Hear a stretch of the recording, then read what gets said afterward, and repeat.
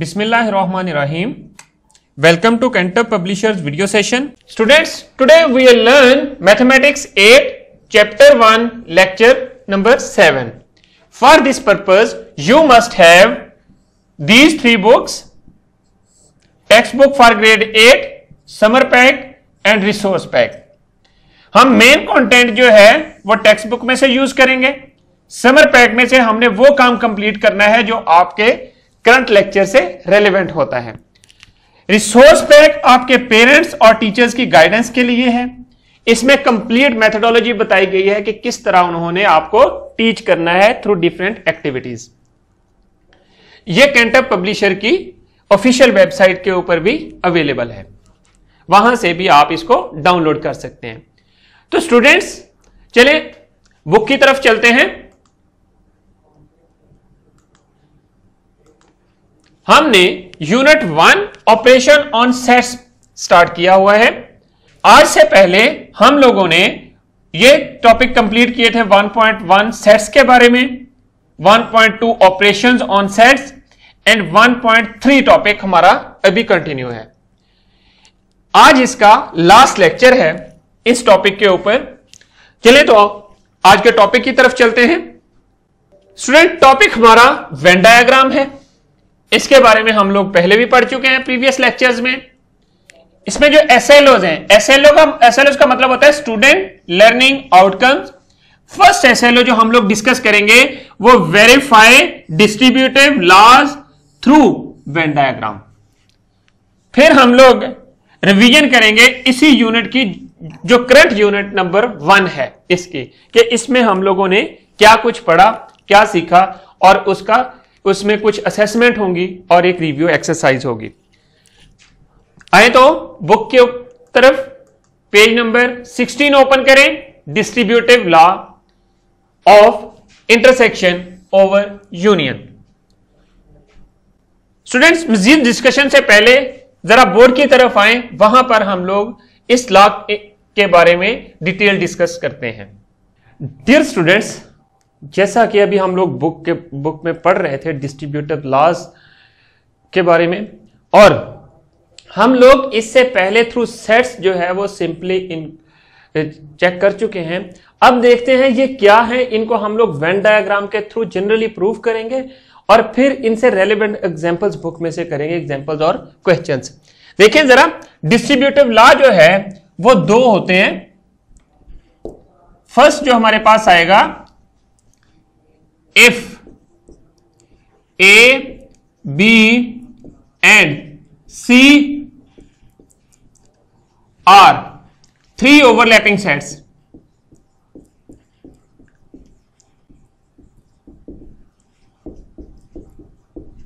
Then क्या बनेगा कि A intersection B union C equal to. अब यहां पर देखें,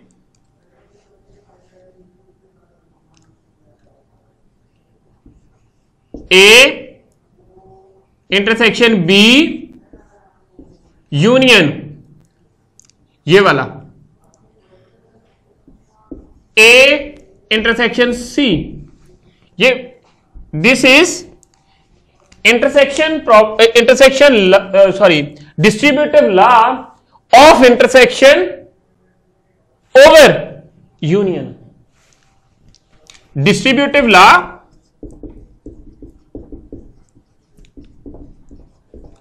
ऑफ सेक्शन ओवर यूनियन. अब यहां पर देखें कि ये चीज आपके पास बनती है. हमने लेफ्ट साइड लेनी है और राइट के प्रूव कर देना है. दोनों साइड्स के जो वेन डायग्राम्स होंगी वो सेम होंगी, रिजल्टेंट वेन डायग्राम्स. अब यहां पर देखें सेकंड क्या है, A union B intersection C equal to. आपके पास क्या बनेगा, A union B intersection A union C this is distributive law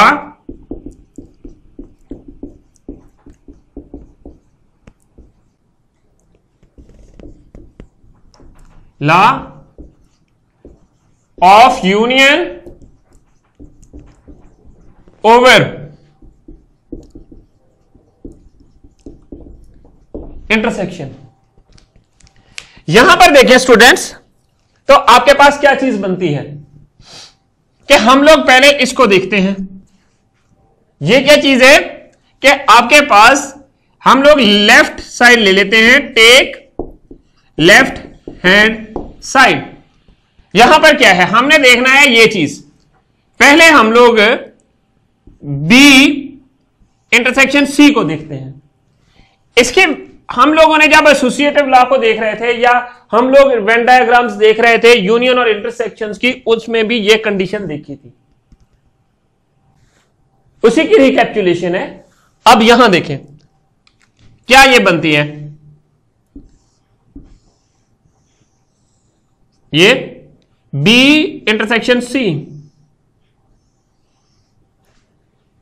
B C, B intersection C, कौन सी चीजें कॉमन है,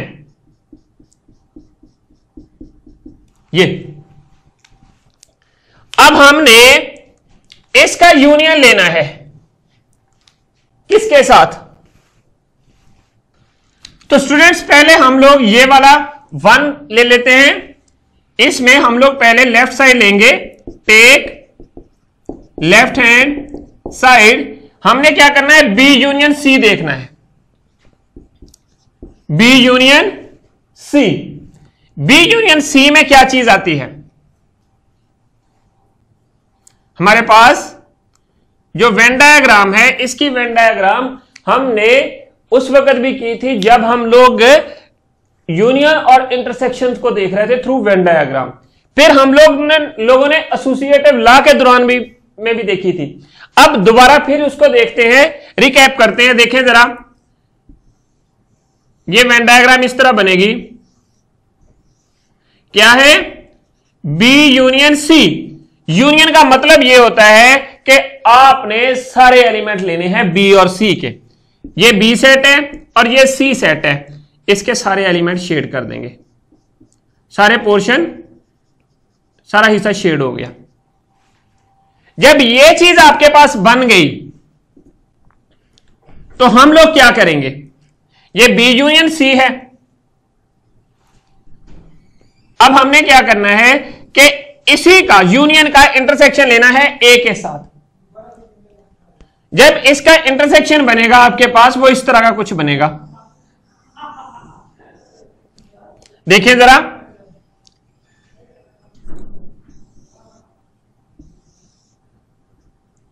ये बी है, ये सी है और ये ए है।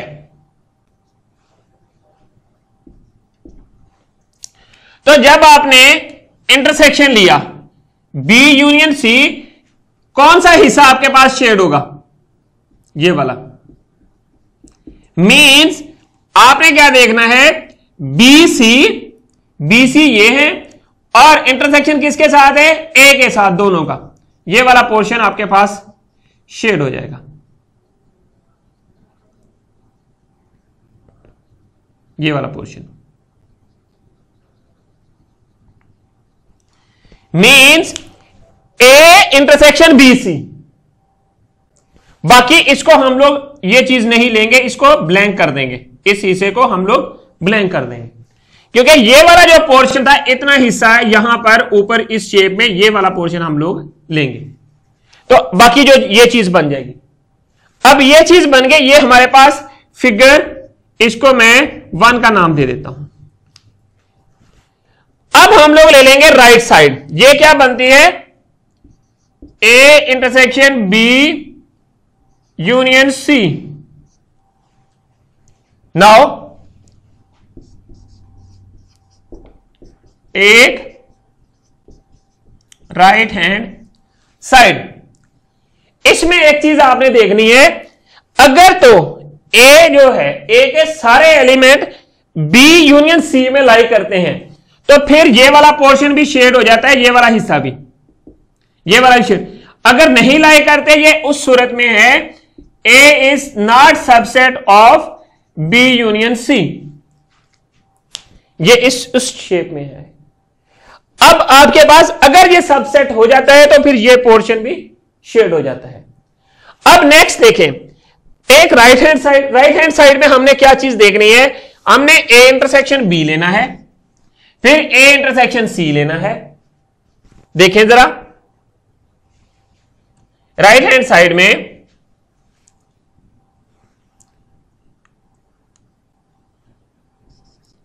ए इंटरसेक्शन बी, इसकी वेन डायग्राम कैसी बनेगी?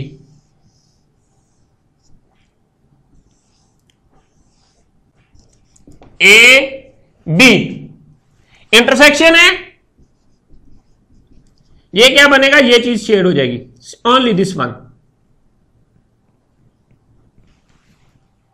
अब हमने क्या करना है, अब हमने ए इंटरसेक्शन सी लेना है। सी कहां पे है? नाउ ए इंटरसेक्शन सी, जब ये चीज बनेगी तो इसकी वेन डायग्राम कैसी बनेगी? देखें, ए पोर्शन ये है, सी में ये ले लेता हूं, तो मेरे पास ये चीज कॉमन आ जाएगी। तो अगेन अब जो चीज मैंने देखनी है, मैंने अब इन दोनों का यूनियन लेना है, इन दोनों का यूनियन। जब मैं यूनियन लूंगा तो मेरे पास क्या चीज बनेगी, वो इस तरह की शेप बन जाएगी।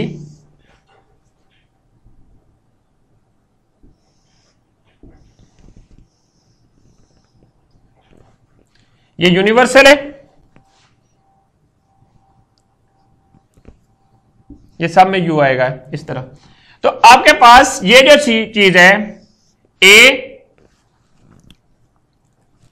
एंड देन ये बी था एंड देन ये सी है। हमारे पास ए बी और सी, तो कौन सा पोर्शन मेरे पास शेड होगा? ए इंटरसेक्शन बी ये था और ये वाला था ए इंटरसेक्शन सी, तो सी अब इस दफा नीचे चला गया।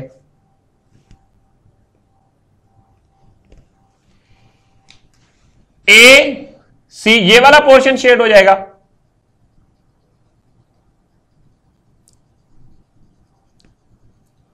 और ये वाला।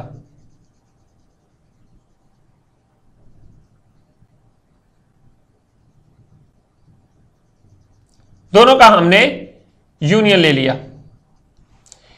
कैसे कि ए इंटरसेक्शन सी, देखिए जरा ये जो चीज है ए, अब क्या चीज बनी, A intersection B union A intersection C, ये चीज बन गई। ये भी उसी शेप में है कि A is not subset of B and C. कैसे कि आपके पास ए इंटरसेक्शन बी, ये वाला पोर्शन पूरा आ गया, again A intersection C, A intersection C, ये जो चीज आ गई आपके पास। अब दोनों का यूनियन लिया, जो इकट्ठे थे वो एलिमेंट आ गए आपके पास। तो जो शेप 2 है ये 1 थी और ये 2 थी। So by 1 and 2, by figure 1 and 2 ये प्रूव हो चुका है कि left side equal to right hand side. So A intersection B union C is equal to क्या बनता है, A intersection B union A intersection C, that is. So students, आपने यह चीज याद रखनी है, ये दोनों शेप्स जो है वो सेम है, तो इसका मतलब है ये प्रूफ हो गया थ्रू वेन डायग्राम। अब हम लोग पार्ट 2 करते हैं।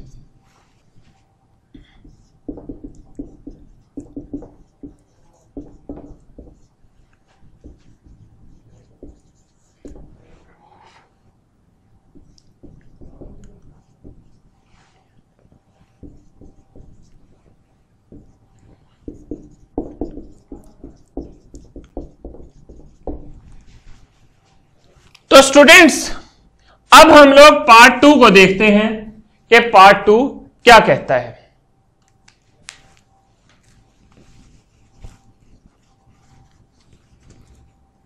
देखें जरा, take left hand side A union B intersection C.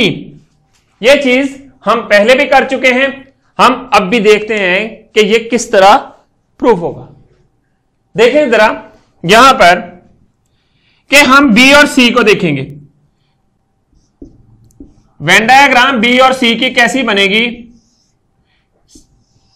ये यू है, ये बी है और ये सी है। अब बी और सी की कैसी वेन डायग्राम बनेगी? इंटरसेक्शन है, सिर्फ ये पोर्शन शेड होगा। जब आपने ये क्या था? B intersection C. अब हमने क्या करना है? ए के साथ यूनियन लेना है।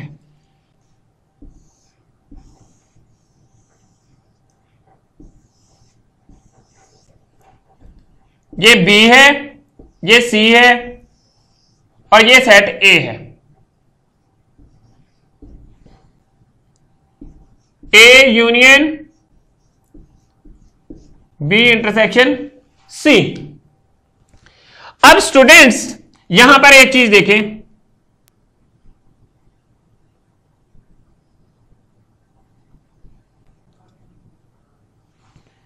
कि हम लोगों ने कॉमन लेना है। पहले तो आपके पास इंटरसेक्शन बी इंटरसेक्शन सी ये चीज पोर्शन बनता था। अब इसका मतलब है ए का यूनियन लिया बी और सी के साथ। जब बी और सी के साथ आपने यूनियन लिया तो ये सारे का सारा सेट ये और वो जो शेडेड पोर्शन है वो उसका बी और सी का, ये सारे एलिमेंट आ जाएंगे। तो ये सारे के सारे आपके पास शेड हो जाएंगे। तो आपके पास क्या चीज बनती है? ये वेन डायग्राम बनेगी। इसको हम फिगर 1 का नाम दे देते हैं।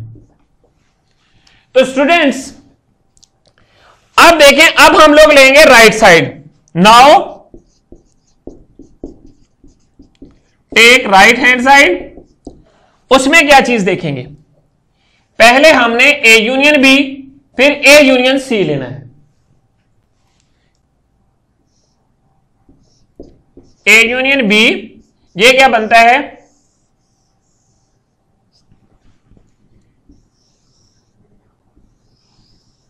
ये ए है, ये बी है, ये क्या है? ए यूनियन बी और फिर ए यूनियन बी। ये चीज बन गई थी। यूनियन का मतलब आपने सारे एलिमेंट लेने होते हैं, ये सारा पोर्शन शेड हो जाएगा।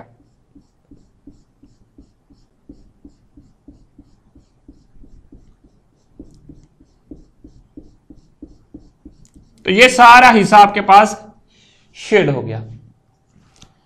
अब इसी तरह आपने ए यूनियन सी ले लेना है। नाउ ए यूनियन सी ये क्या चीज बनेगी?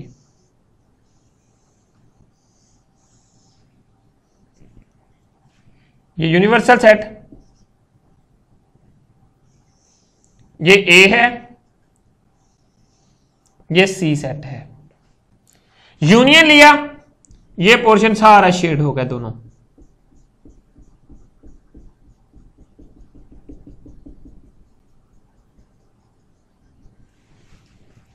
अब हम क्या करेंगे, इसका और इसका इंटरसेक्शन लेंगे। इंटरसेक्शन ये चीज, इनमें से कौन सी चीजें कॉमन आती हैं वो देखेंगे। वो कैसे बनता है, वो हमारे पास फिगर बनेगी A union B, A union सी,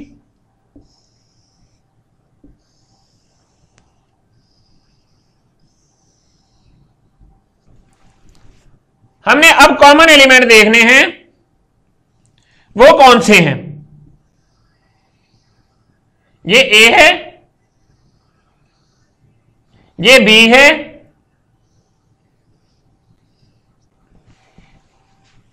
अब ए बी और सी। सी जैसे कि दोनों के साथ है, ए बी के साथ भी है, ए जो है ए सी के साथ भी है। मींस ए जो है वो बी के साथ भी है, ए जो है वो सी के साथ भी है।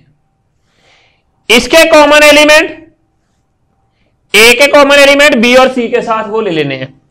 ये कौन से बनते हैं, ये भी बनता है,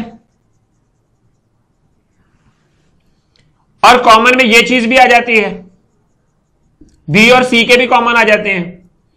तो आपके पास क्या चीज बन जाती है, ये इस तरह की शेप बन जाएगी।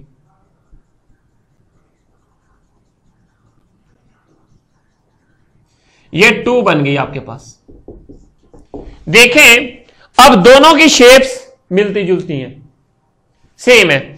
अब हमने क्या करना है,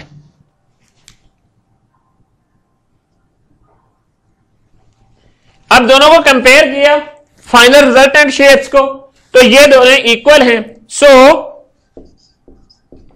left hand side equal to right hand side, hence क्या बना, A union B intersection C is equal to A union B intersection A union C. तो ये प्रूव हो गया, और यही हम लोग प्रूव करना चाहते थे कि डिस्ट्रीब्यूटिव लॉ दोनों प्रूव हो गए थ्रू वेन डायग्राम्स। स्टूडेंट्स अब हम जो है बुक की तरफ जाते हैं, वहां पर हम लोग कुछ गिवन सेट्स हैं उनकी वेन डायग्राम ड्रॉ करते हैं और फिर उसको इसी तरह प्रूव करेंगे और कुछ एक्सरसाइज के क्वेश्चन करेंगे। Let's come to the book. Students जैसा कि हम लोगों ने अभी बोर्ड पे भी सीखा कि जो डिस्ट्रीब्यूटिव लॉ होता है, अगर हम लोग एक सेट का इंटरसेक्शन किसी भी दो सेट्स के यूनियन के साथ लें तो वो क्या बनता है कि पहले ए सेट का इंटरसेक्शन बी के साथ होगा, ये वाला, फिर यूनियन ए सेट का इंटरसेक्शन जो है वो आपका सी के साथ होगा। तो दोनों साइडें जो है वो इक्वल होंगी। हम क्या करेंगे कि पहले लेफ्ट साइड ले लेंगे और फिर हम लोग राइट साइड लेंगे। दोनों का जो आंसर है अगर सेम आ जाएगा तो हमारे पास ये लॉ जो है distributive law of intersection over union prove हो जाएगा। तो इसके लिए ये एग्जांपल है, एक एग्जांपल मैंने आपको बोर्ड पे भी दी थी, उसमें आपने जो चीज याद रखनी है वो ये याद रखना है, आपने आपके पास जो सेट गिवन होते हैं वो देखने हैं कि ओवरलैपिंग है या कि आपके पास जो सेट्स हैं वो डिसजॉइंट्स हैं। देखिए जरा इस एग्जांपल में आपके पास ए है, A set is equal to 2 3 5 7, B is 2 4 6 8 and C is 1 3 5 7। हम लोग क्या करते हैं, लेफ्ट साइड लेते हैं। लेफ्ट साइड में हमने पहले जो है बी यूनियन सी फाइंड करना है। यूनियन का आपको पता है क्या है कि आपके पास बी सेट के एलिमेंट सारे राइट कर दें, फिर आपके राइट कर दें सी सेट के एलिमेंट। आप पहले देखें इनमें कॉमन एलिमेंट कौन से हैं, कोई भी कॉमन एलिमेंट नहीं है, तो इसका मतलब ये दोनों सेट्स जो हैं वो डिसजॉइंट हैं। अगर मैं इन्हीं सेट्स का ये जो आपने यूनियन लिया इसको वेन डायग्राम के थ्रू शो करूं तो मैं ये शो करूंगा,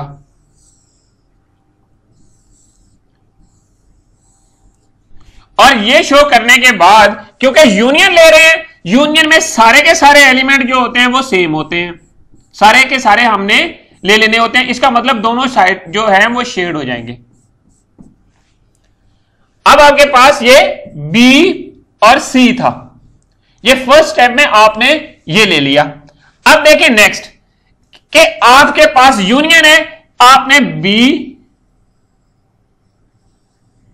ये लिया और C ये ले लिया सर्कल।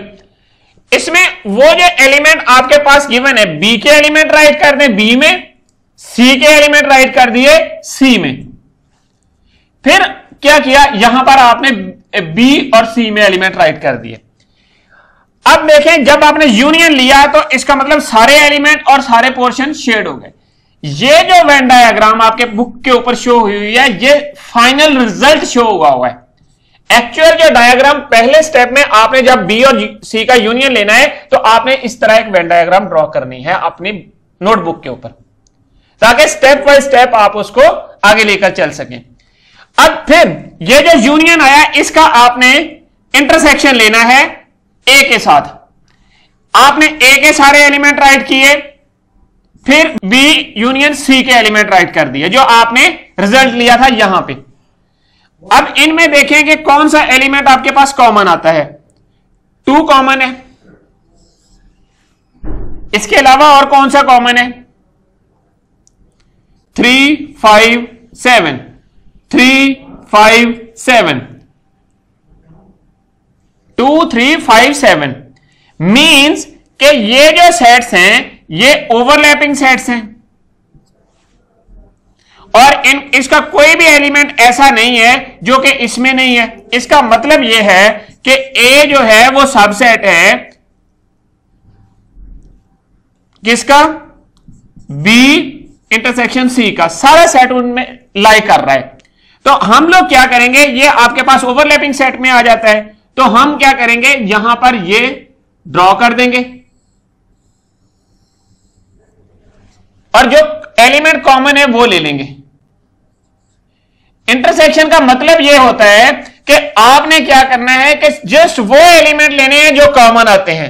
इसका मतलब ये सारे एलिमेंट इसमें लाई कर रहे हैं, 2 भी लाई कर रहा है, 3 5 7। तो इस वजह से ये सारा सर्कल जो है आपके पास ये शेड हो जाता है। बाकी की शेडिंग खत्म कर देंगे, यहां से ये वाली शेडिंग खत्म हो जाएगी। सिर्फ वो एलिमेंट जो हैं आपने A सेट के वो राइट कर देने हैं, शेड कर देने हैं, बाकी की शेडिंग सारी आपकी दूसरी वाली खत्म हो जाएगी और आपके पास इस तरह की कुछ वेन डायग्राम बन जाएगी जो ये बनी हुई है। मींस के पहले 2 सेट डिसजॉइंट थे और ये ऊपर ओवरलैपिंग था, तो हमने ये पोर्शन सारा शेड कर दिया। ये ले, इस तरह आपके पास वेन डायग्राम बन जाती है। तो ये यूनिवर्सल सेट है। अब आपके पास ये कंप्लीट वेन डायग्राम बन गई है किसकी? A intersection B union C। अब हम लोगों ने देखना है राइट साइड को। राइट साइड में देखें कि अगर तो राइट साइड की वेन डायग्राम इसके इक्वल आ गई तो इसका मतलब है कि आपका लॉ जो है वो डिस्ट्रीब्यूटिव प्रूव हो गया। इसमें राइट साइड में क्या करना है, A का इंटरसेक्शन B से लेना है, फिर A का इंटरसेक्शन C से लेना है और फिर दोनों का यूनियन ले लेना है। अब यहां पर देखें A इंटरसेक्शन B लिया तो मेरे पास क्या चीज बनती है? 2 3 5 7। अब ये भी ओवरलैपिंग सेट्स हैं, क्यों? क्योंकि इनमें 2 जो है वो कॉमन आ रहा है। अब देखें ये आपके पास रेक्टेंगल, अब किसके लिए हमने बनानी है? हमने बनानी है A इंटरसेक्शन B की वेन डायग्राम। ये आ गया A और ये B, क्योंकि ये दोनों ओवरलैपिंग है, एक एलिमेंट दोनों में सेम है। तो आपके पास सिर्फ आपने इंटरसेक्शन की सिर्फ 2 वाला जो पोर्शन यहां पर 2 राइट किया है वो वाला शेड करना है A और B में। बाकी देखें फिर आपने A इंटरसेक्शन C वाला देखना है। A इंटरसेक्शन C देखा,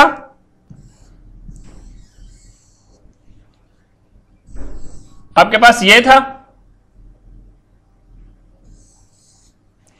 अब हम लोगों ने देखना है A इंटरसेक्शन C। तो C सेट कौन सा बनता है? A है, ये इस तरह बन जाता है। A ये हो गया, C ये हो गया, C के एलिमेंट 3 5 7। अब जो कॉमन आते हैं ये वाले A सेट और फिर C, इनमें कॉमन एलिमेंट देखें, ये वाले आ गए, ये वाला पोर्शन आपने शेड कर दिया। देखें जरा, ये वाला पोर्शन ये शेड हो गया। ये जब आपने क्या किया कि एंड पे हमने क्या करना है कि आपके पास A union A intersection B और ए इंटरसेक्शन सी देख लेना है। ये ए इंटरसेक्शन बी आपके पास 2 था और ए इंटरसेक्शन सी जो है वो आपके पास 3, 5, 7 बनता है। तो यहां पर ये चीज बन गई। तो यहां पर 2 था, अब ये तो पहले शेड था आपके पास 2 वाला पोर्शन। बाकी जो एलिमेंट्स हैं ये सारे के सारे इसमें आ जाते हैं। ए के एलिमेंट बी और सी में लाई करते हैं, इस वजह से हमारे पास यहां पर कोई एलिमेंट नहीं बचता था। इस हिस्से को भी हम लोग शेड कर देंगे क्योंकि सारे का सारा सेट जो है वो उन्हीं एलिमेंट में खत्म हो जाता है। अब देखें कि ये वाली वेन डायग्राम और ये वाली इक्वल हैं, तो इसका मतलब क्या हुआ कि ये वाला पोर्शन भी हमने शेड कर दिया। तो ये वाली साइड और ये वाली साइड जो 1 है और 2 है दोनों इक्वल हैं। इसका मतलब क्या हुआ कि हमारे पास जो डिस्ट्रीब्यूटिव लॉ है वो प्रूव हो गया है। Left hand side equal to right side और वेन डायग्राम्स भी सेम है। तो स्टूडेंट्स अब नेक्स्ट पेज पे चलें। डी, ये लॉ था distributive law of intersection over union. अब आ जाए distributive law of union over intersection. हमने जैसे ही पहले काम किया वैसे ही यहां पर करना है कि, लेकिन यहां पर स्लाइड डिफरेंस है कि पहले आपने इसका बीसी का इंटरसेक्शन ले लेना है, बाद में क्या करना है उसका यूनियन ले लेना है ए के साथ। लेफ्ट साइड लें B intersection C, empty set. Empty set क्यों है देखें जरा, ये यू क्योंकि ये डिसजॉइंट सेट्स हैं।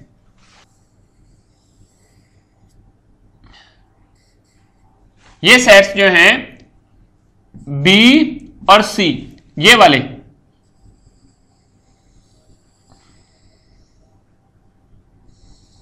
ये बी और सी ये दोनों डिसजॉइंट हैं। जब इनका इंटरसेक्शन लिया तो कोई भी पोर्शन जो है वो शेड नहीं होगा बी और सी में। एलिमेंट जो एलिमेंट्स हैं सेट्स के बी इंटरसेक्शन सी, बी के एलिमेंट बी में आ जाएंगे, सी के एलिमेंट सी में आ जाएंगे, लेकिन इंटरसेक्शन एम्प्टी होगा। अब फिर आपने यूनियन लेना है ए के साथ। ये ए सेट है,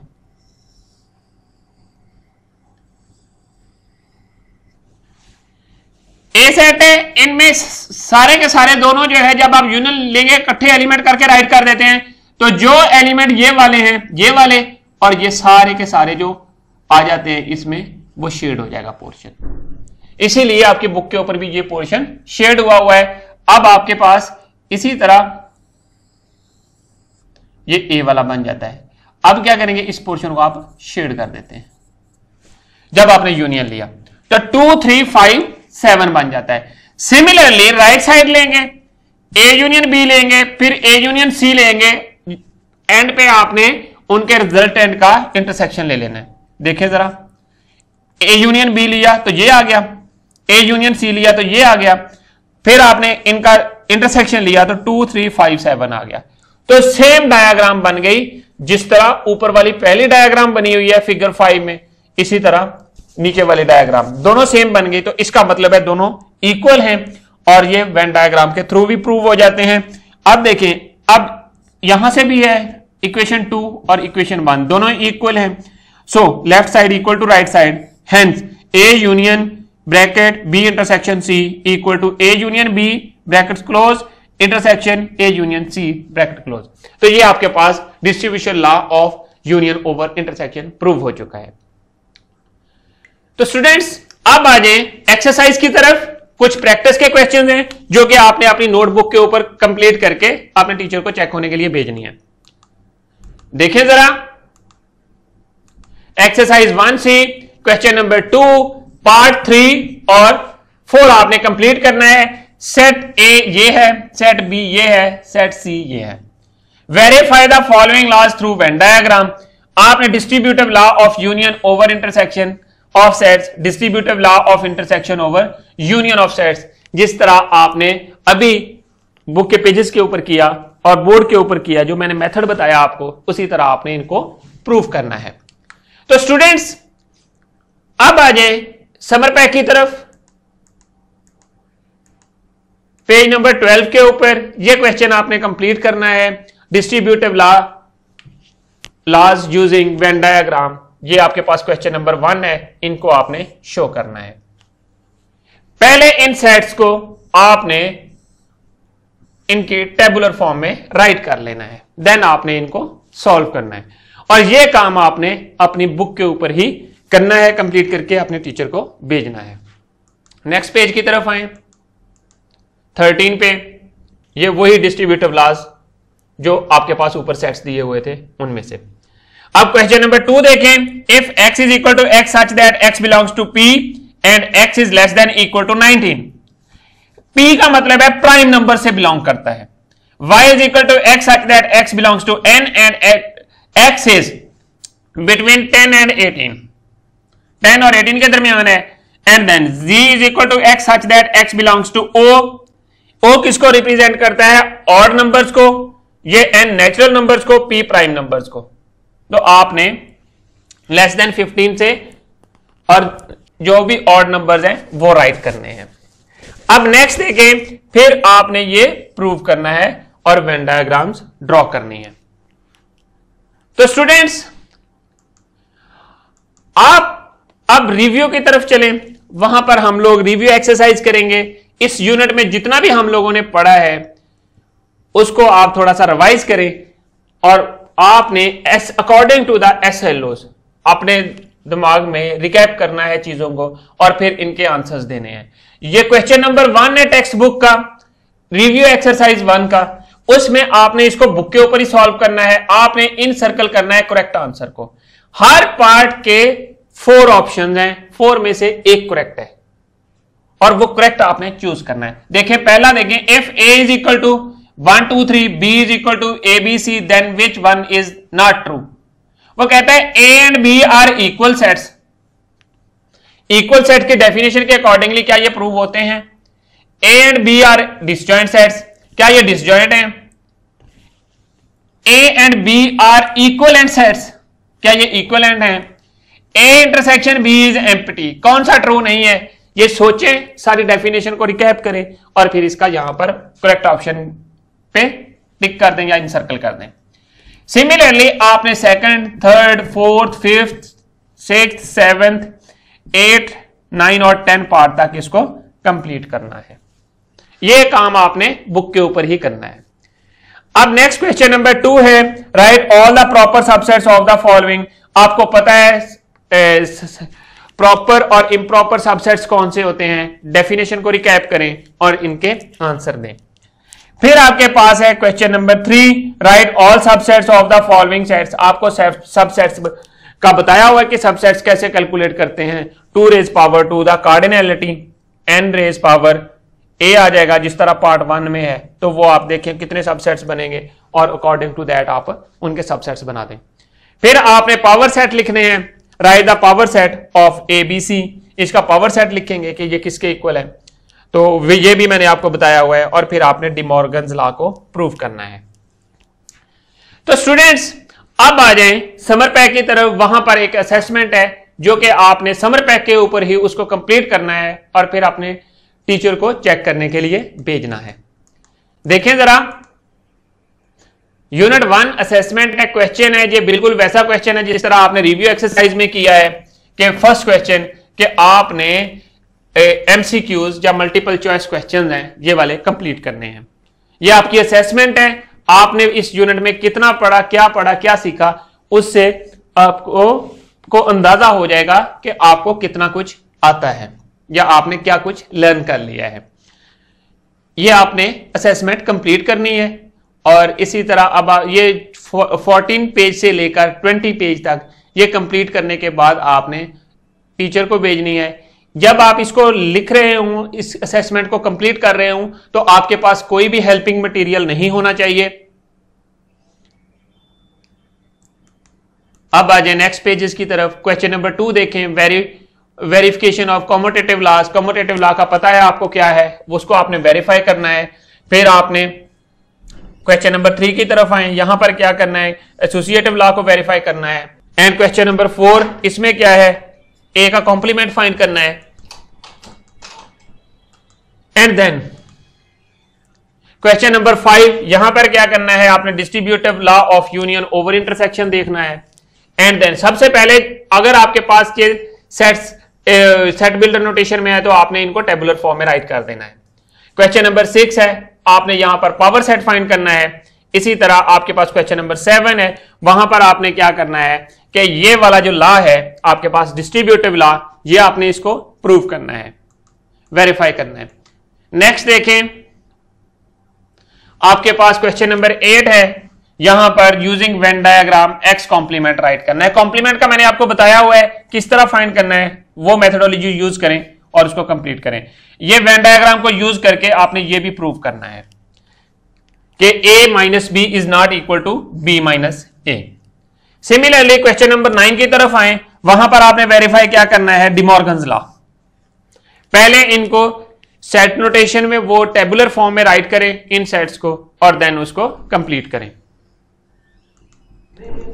स्टूडेंट्स, आज हमने क्या पढ़ा, क्या सीखा, चलें थोड़ा सा रिवाइज करते हैं। हमने वेरीफाई किया distributive laws through Venn diagram और फिर हमने यूनिट 1 की रिवीजन की। एक असेसमेंट मैंने आपको दी है, वो आपने कंप्लीट करके अपने टीचर को चेक होने के लिए भेजनी है। तो स्टूडेंट्स, इस लेक्चर में अगर किसी जगह पे आपको किसी पॉइंट की समझ नहीं आई, you can write us any question और suggestion at mathematics@kantokpublisher.com. Thank you very much. Inshallah, we'll see in our next lecture. Allah Hafiz.